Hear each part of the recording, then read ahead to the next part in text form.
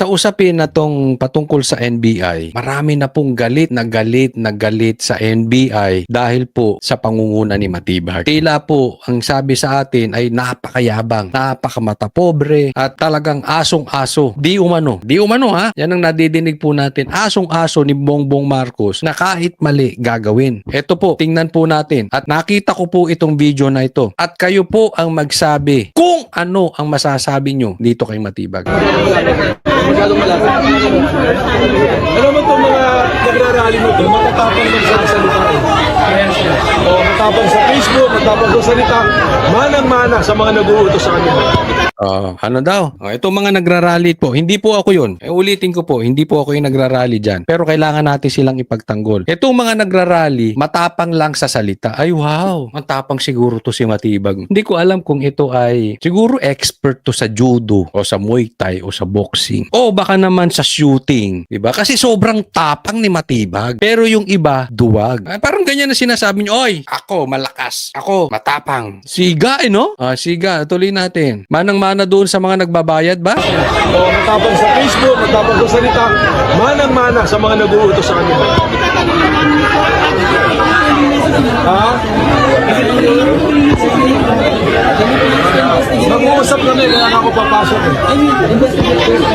Yung mga yan, pabayaan mo na. Kasi, ano mo, pangkain nila yan. Kita mo. Yung mga, ano masasabi nyo? Ayan, mga yan. Hayaan mo na sila kasi pangkain. Ang babaw ng tingin. Ang baba ng tingin, no? Ang baba ng tingin sa atin. No? Bagamat hindi ako yung sinasabihan niya kasi wala naman ako dyan sa rally. Pero ang baba ng tingin niya sa mga hindi niya kauri, gaya natin. Na hindi, walang mataas na posisyon. Siguro na hindi abogado. Diba? Ano yung masasabi niyo yan? Kasi pinagmumura po siya dyan. Naghahamon pa nga yan. Sige, sino kayo sa inyo? Sino dyan? Diba? Napanood nyo yung video. Yung isa nga nagwawala eh. Hindi kami takot. Wag nyo kaming takutin. Yan ang sinasabi kay Matibag. Kaya nga ako duda ako baka expert sa Muay Thai to. Kasi ang tapang sa suntukan eh. Nakita nyo yung video niya, di ba? Sa suntukan. Guys, ngayon, nag-iinit na naman. Di ba? Siyempre, ano sabi ng mga nagsisigawan? Matapang ka lang kasi may baril ka. Matapang ka lang kasi may bodyguard ka. Pero kung wala naman yun, ikulong kayo sa isang gubat, daling kayo doon. Mano-mano, hindi ko alam. Di ba? Pero definitely, medyo pinagmumura siya, pinag-iinsulto siya. Ito yun eh. Sir, dapat siguro, maintindihan nyo, frustrated na yung taong bayan. Nagugutom na ang Pilipino. Ang dami ng nabaha dahil sa ghost projects. Tapos, pumasok-pasok ka dyan, pinasok ka dyan sa NBI, tila ang agresibo nyo sa mga katulad ni Bato, sa mga katulad ni BP Sara, pero hindi ninyo makita yung partisipasyon ni Tambaluslos at saka nung amo mo si Bongbong. Porket amo mo ba? Now, dapat unawain nyo. Hindi mo masisisi yung taong bayan. Frustrated na sila eh. Anong gusto mong sabihin nila dyan sa rally? Ay, sige Matibag, thank you at tinutulungan mo yung Pilipinas. Thank you ha. At hinahabol mo si Bato. Thank you at andyan ang NBI para huliin si Bato. At ang naghain ng warrant of arrest ay dala-dala ni Trillanes. Ikaw ay hero. Anong gusto mo matuwa sa'yo? Attorney, ibig sabihin ko wala pa po talagang confirmed na warrant. Mag-uusap kami sa loob. Pinakita niyo yung Senator Trillanes, may warrant na, di ba? Mag-uusap kami sa loob. Pinakita ni Trillanes, mag-uusap kami. Pinakita ni Trillanes, may warrant. Di ba yun ang sabi? Pero on your part po, wala pa po talaga. Meron na nga development sa loob, di ba? May warrant. Tapos, Parang meron na nga development sa loob, di ba? Para mainit na ulo mo, sir. kaya nagpasa na resolution ng Senado that they will put Senator Trillanes under their custody, di ba? Mo na, narinig niyo yung tao? Ha? Talagang nagsisigawan na, galit eh. So kung may ganun, mag-uusap ka kami, kaya ako papasok. Ayun, mag-uusap Mag-uusap nga kami. Yung nga ang yung nga. Mag-uusap nga kami. pa lang po kami, papasok sa Paano yung mga ahente nyo nakakontempt ngayon? Hindi, nakalabas. Wala naman po na content. Wala naman. Okay. Request, wala kasi po si Trillanes, kausapin namin. Well, hindi naman po ako mag-uutos Walang doon. Pilipino po, gusto namin kausapin siya, sir. Hindi, kayo, hindi naman ako mag-uutos kay Senator Trillanes. Hindi daw niya inutusan si Trillanes. Pero andyan sila mag-aresto. Tapos si Trillanes ang nagpakita ng warrant. Palakpakan po. For Senator, matibag. Hindi daw niya inutusan si Trillanes. Kung ako yan, at hindi ko talaga inutusan si Trillanes, pauuwiin ko yan si... Ba't hawak mo yung warrant? Hindi dapat hawak ng mga ahente ko. Dapat hawak ng NBA agent. Ba't ikaw ang epal dyan? Ba't ikaw nagpapakita ng warrant? Dapat kami manghuhuli. Kung hindi mo inutusan, magagalit ako kay Trillanes. Baka sabihin mo naman, nag-aabogado. Hindi naman po kailangan abogado ka para maintindihan mo yun eh. Pwede ba maghain ang private citizen? Siya maghahain ng ICC warrant? Kailangan mo pa ba maging abogado para malaman yun? Ay, si Senator ba, sir? Baka pwede po Sino si Sir Matigpak? Sino si Expecting Matigpak? a long day, Director. Expecting a long day. Tingnan natin.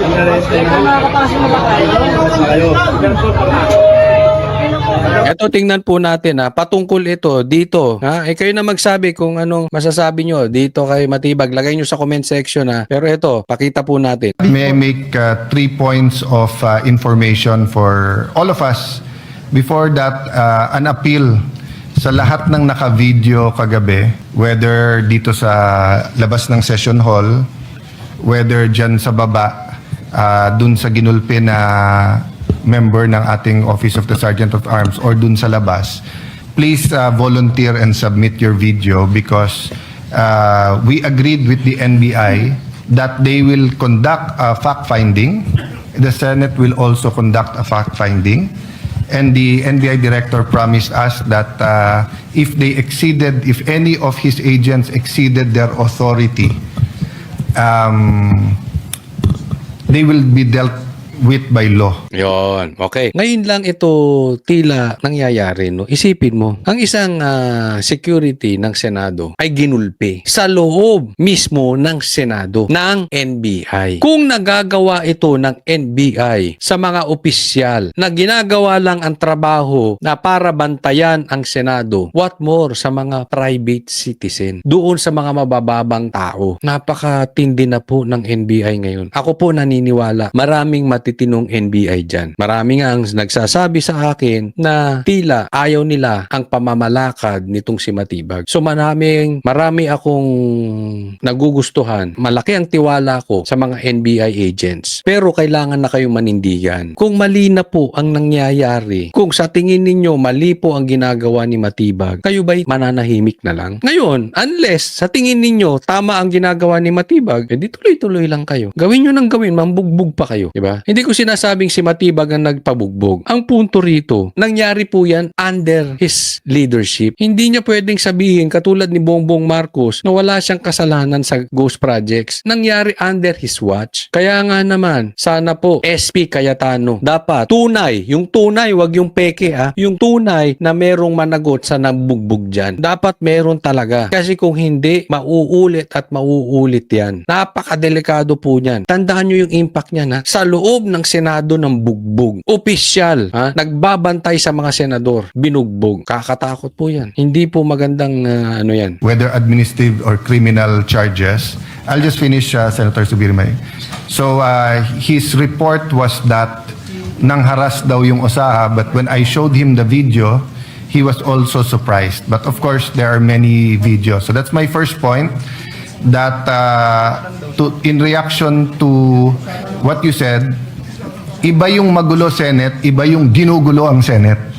Tama. Iba yung magulo, Senate. Kasi, kita nyo, bago naman dumating doon yung NBI o itong grupo ni Matibag, hindi naman magulo. Magulo ba, Senado? Hindi naman. Kaya lang parang nagkagulo kahapon dahil may bugbugan. Isipin ninyo, sa loob ng Senado, nabugbog. Tapos, bawal lumabas at pumasok ng hindi nila chinecheck. Naalala ko tuloy yung nangyari sa KOJC. Pinasok na 5,000 pulis na armado yung KOJC. Naghukay doon si Torre. Nagpapasok pa siya ng hindi tunay na pulis na pinag-uniform niya ng pulis. Lahat po ng illegal ginawa. Bawal pumasok, bawal lumabas ng hindi chine-check up. Ganyan-ganyan po. Sarili nyong building, sarili nyong institusyon. Hindi kayo makapasok, hindi kayo makalabas dahil sa NBI. Only in the Philippines. Only in the regime of Bongbong Marcos.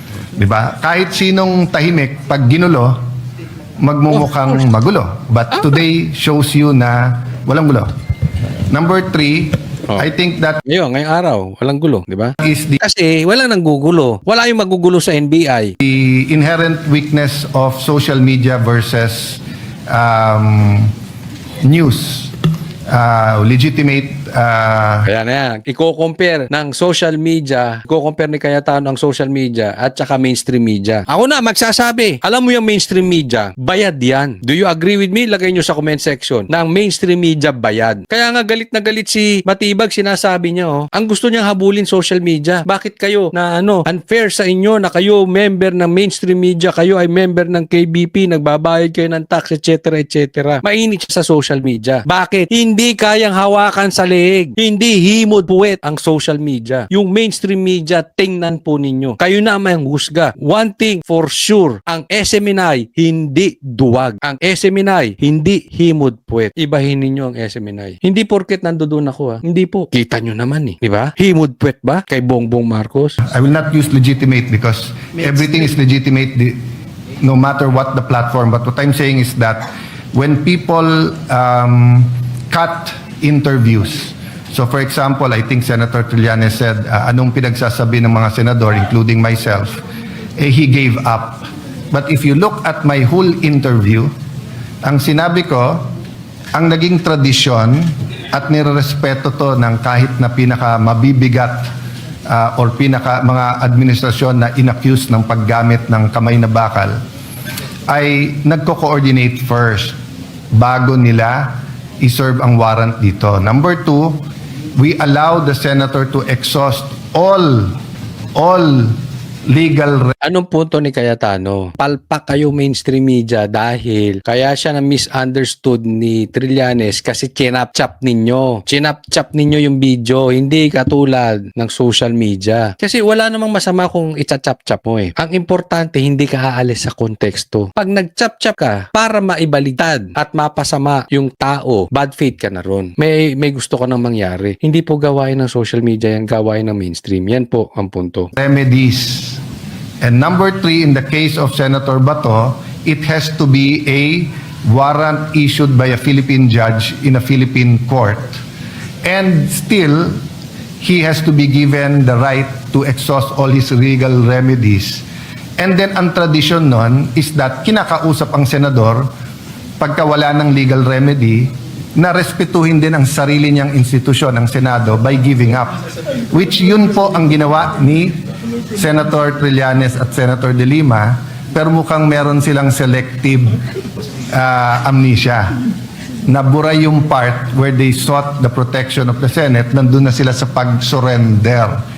Yun. Ang punto dito ni Cayetano, ganito. Kasi sabi niya, kahit naman tong si De Lima at saka si Trillanes, humingi din ng proteksyon sa Senado. Ang sabi ni Trillanes ay sumuko naman siya kahit may protection siya ng Senado. Iniba yung konteksto. Kasi mahina utak niyan si Trillanes. Ang punto ni Cayetano, basta lahat ng due process ay maibigay, dumaan sa tamang proseso at hinayaan ng akusado na gawin yung kanyang parte to exhaust all his rights. Yung kanyang karapatan ay mailabas niya. At sinabi pa rin ng korte ay kailangan siyang arestuhin, ipapa-aresto nila si Bato. Kasi ginawa iyon kay Trillanes. Ginawa rin yun kay De Lima. Sa katunayan nga, si De Lima nung aarestuhin, nag-request pa, pwede ba sa bahay ninyo ako arestuhin para makapagbaon naman at makapagpalit ng damit. Ibig sabihin, lahat po nung karapatan ng tao na ibigay. Kay Bato po, hinabol. Yun po ang difference. Humingi ka rin, Trillanes, ng proteksyon sa Senado. Ibinigay sa'yo. Ang ginawa mo, fast forward mo sa aresto, nagawa mo yung mga karapatan mo para ipagtanggol ang sarili mo. Si Bato hindi, bibit-bitin sa ICC. Ang difference nyo pa ni De Lima at saka ni Trillanes, kaya huwag ka makakompare-compare. Dumaan kayo sa Korte ng Pilipinas. Korte ng Pilipinas. Ulitin ko, Korte ng Pilipinas. Kaya nga sinasabi ko sa inyo, kung iuutos ng gobyerno at ng korte na hulihin si Bato at lahat ng karapatan ni Bato ay nailabas niya, nagawan niya, despite all this, mayroon pa ring warrant of arrest ng korte natin, isusuko siya. Ako mismo magsasabi, dapat sumuko ka Bato. Sundin mo korte natin. Pero kung ang kukuha ng aresto mo, ang warrant mo galing sa ICC, ibang usapin po yun. Trillanes, naiintindihan mo na. Huwag tanga ha. Secondly, lastly,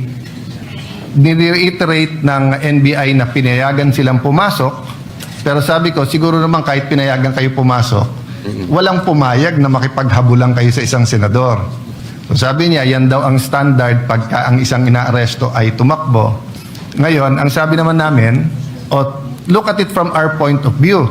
May session, we were in session, alam niyong kailangan yung boto niya, tapos hahabulin niyo para hindi makapasok ng session. So, mahaba yung usapan, no? But we and Senator Amy, Senator Pia, Senator Loren were the voices of the institution yesterday. No, I played more of a diplomat mediator role so that we can get to that.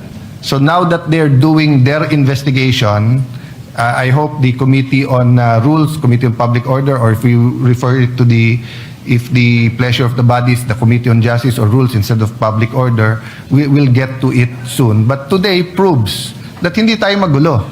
Pag hindi tayo ginugulo, hindi tayo magulo. Diba? So, tama. Pag hindi ginugulo ang Senado, hindi sila magulo.